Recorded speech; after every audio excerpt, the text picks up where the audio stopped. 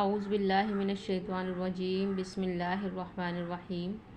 رب اشرح لی صدری ویسر لی امری واحلل عقدۃ من لسانی یفقہوا قولی ربی زدنی علما ربی زدنی علما ربی زدنی علما۔ سورہ آل عمران کے 15 رکوع ہمارے کمپلیٹ ہو گئے تھے۔ آج 16ویں رکوع کا مطالعہ کریں گے۔ اللہ تعالیٰ فرما رہا ہے یہاں پہ ابھی اسی غزوہ ہے احد کی شکست کا ہی ڈسکشن چل رہا ہے۔ اللہ فرما رہا ہے یا ایھا الذین آمنوا ان تطیعوا الذین کفروا یردوکم علی اعقابکم فتنقلبوا خاسرین۔ اے لوگو جو ایمان لائے ہو، اگر تم ان لوگوں کے اشاروں پر چلو گے جنہوں نے کفر کی راہ اختیار کی ہے تو وہ تم کو الٹا پھیر لے جائیں گے اور تم نامراد ہو جاؤ گے۔ یعنی جس کفر کی حالت سے تم نکل کر آئے ہو اسی میں یہ تمہیں پھر واپس لے جائیں گے۔ منافقین اور یہودی احد کی شکست کے بعد مسلمانوں میں یہ خیال پھیلانے کی کوششیں کر رہے تھے کہ محمد صلی اللہ علیہ وسلم اگر واقعی نبی ہوتے تو یہ شکست کیوں کھاتے، یہ تو ایک معمولی آدمی ہیں، ان کا معاملہ جو ہے وہ بھی دوسرے آدمیوں کی طرح ہے، آج فتح ہے تو کل شکست ہے۔ اللہ تعالیٰ کی جس حمایت اور مدد کا انہوں نے تم کو یقین دلا رکھا ہے وہ محض ایک ڈھونگ ہے۔ یعنی یہاں پہ پھر ان لوگوں کو موقع مل گیا کہ وہ نبی صلی اللہ علیہ وسلم کی جو تحریک تھی، جو نبی صلی اللہ علیہ وسلم کا جو تھا ان کے خلاف ان لوگوں کو باتیں بنانے کا موقع مل گیا۔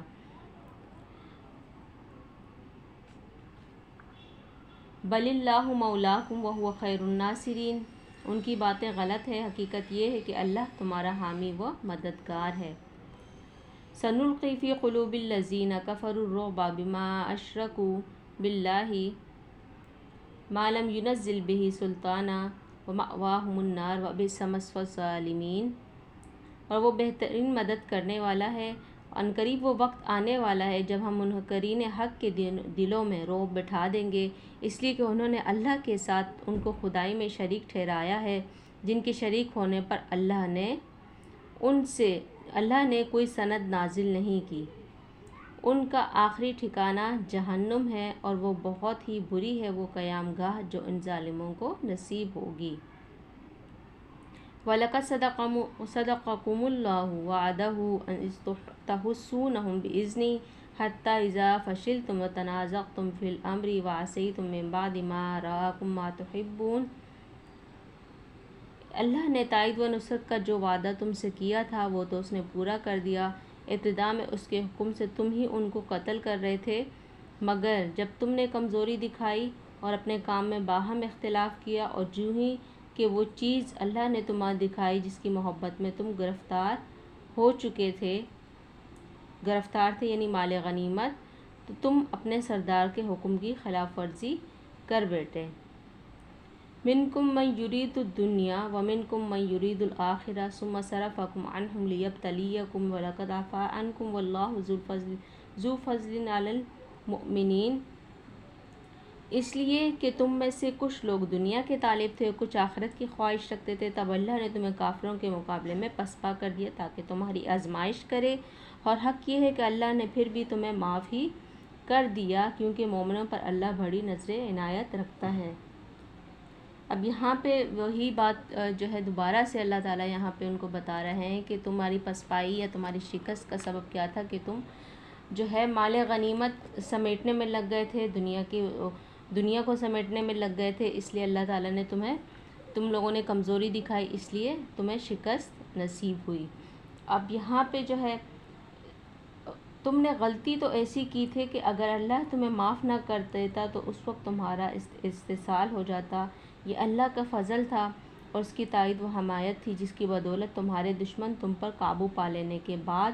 ہوش گم کر بیٹھے اور بلا وجہ خود پسپا ہو کر چلے گئے۔ اذ تصعدون ولا تلؤون على عهد والرسول ويدعوكم في أخراكم فأصابكم غما بغم لكي لا تحزنوا على ما فاتكم ولا ما أصابكم والله خبير بما تعملون۔ یاد کرو جب تم بھاگے چلے جا رہے تھے، کسی کی طرف پلٹ کر دیکھنے تک کا ہوش تمہیں نہ تھا اور رسول صلی اللہ علیہ وسلم تمہارے پیچھے تم کو پکار رہا تھا، اس وقت تمہاری اس روش کا بدلہ اللہ نے تمہیں یہ دیا کہ تم کو رنج پر رنج دیے، تاکہ آئندہ کے لیے تمہیں یہ سبق ملے کہ جو کچھ تمہارے ہاتھ سے جائے یا جو مصیبت تم پر نازل ہو اس پر ملول نہ ہو، اللہ تمہارے سب اعمال سے باخبر ہے۔ اب یہ جو ہے اس وقت کا ذکر ہے جب مسلمانوں پر اچانک دو طرف سے بیک وقت حملہ ہوا اور ان کی صفوں میں ابتری پھیل گئی، تو کچھ لوگ مدینہ کی طرف بھاگ نکلے اور کچھ احد پر چڑھ گئے، مگر نبی صلی اللہ علیہ وسلم ایک انچ بھی اپنی جگہ سے نہ ہٹے۔ دشمنوں کا چاروں طرف ہجوم تھا، 10-12 آدمی کی مٹھی بھر جماعت پاس رہ گئی تھی، مگر اللہ کے رسول صلی اللہ علیہ وسلم اس نازک موقع پر بھی پہاڑ کی طرح اپنی جگہ پر جمے ہوئے تھے اور بھاگنے والے کو پکار رہے تھے، الیہ عباد اللہ، الیہ عباد اللہ، اللہ کے بندوں میری طرف آؤ، اللہ کے بندوں میری طرف آؤ۔ تو پھر جب انہوں نے جو ہے یہ لوگ چلے گئے تو اللہ تعالیٰ نے ان کا بدلہ کس طرح دیا، انہیں کیا سبق دیا کہ رنج پہ رنج دیے،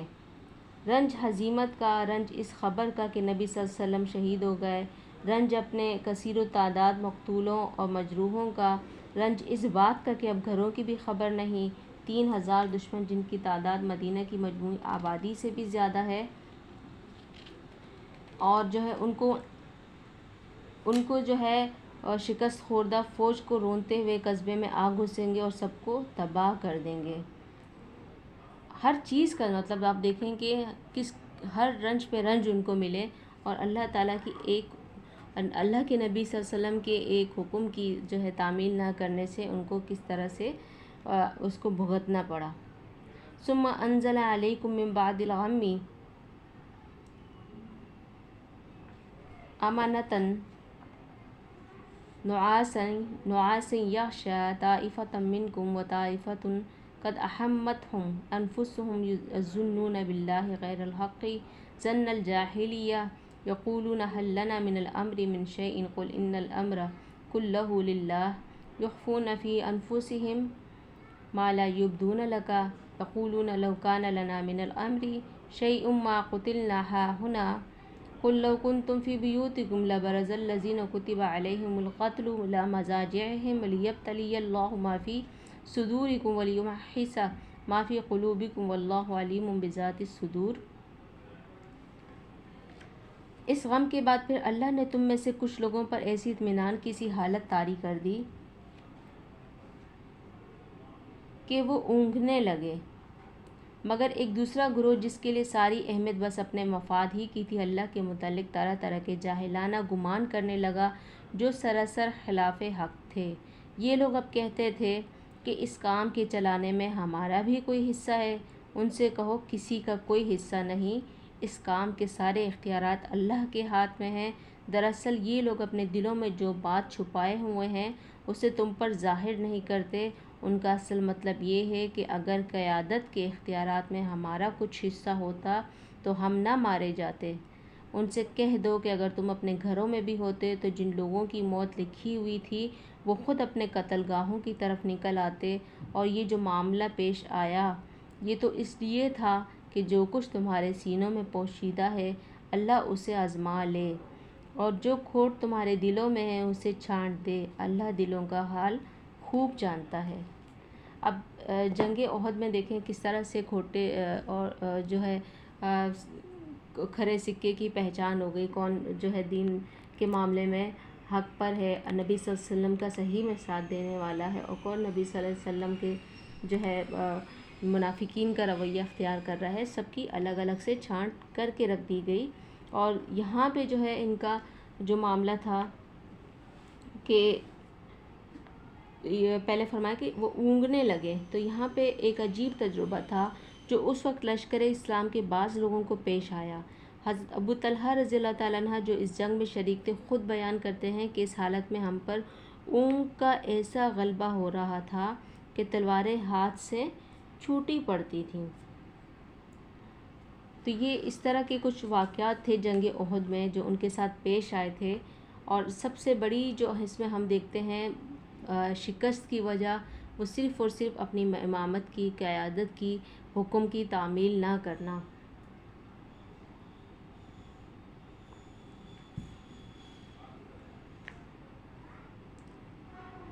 پھر آگے فرمایا جا رہا ہے ان الذین تولوا منکم یوم التقى الجمعان انما استزلهم الشیطان ببعض ما کسبوا وَلَقَدْ عَفَا اللَّهُ عَنْهُمْ إِنَّ اللَّهَ غَفُورٌ حَلِيمٌ۔ تم میں سے جو لوگ مقابلے کے دن پیٹھ پھیر گئے تھے ان کی اس لغزش کا سبب یہ تھا کہ ان کی بعض کمزوریوں کی وجہ سے شیطان نے ان کی قدم ڈگمگا دیے تھے۔ اللہ نے انہیں معاف کر دیا، اللہ بہت درگزر کرنے والا اور بردبار ہے۔ اب جو لوگ اس دن جو ہے مقابلے میں پیٹھ پھیر گئے تھے، جو 300 جو صحابی تھے آتے ہوئے راستے میں ہی واپس پلٹ گئے تھے، تو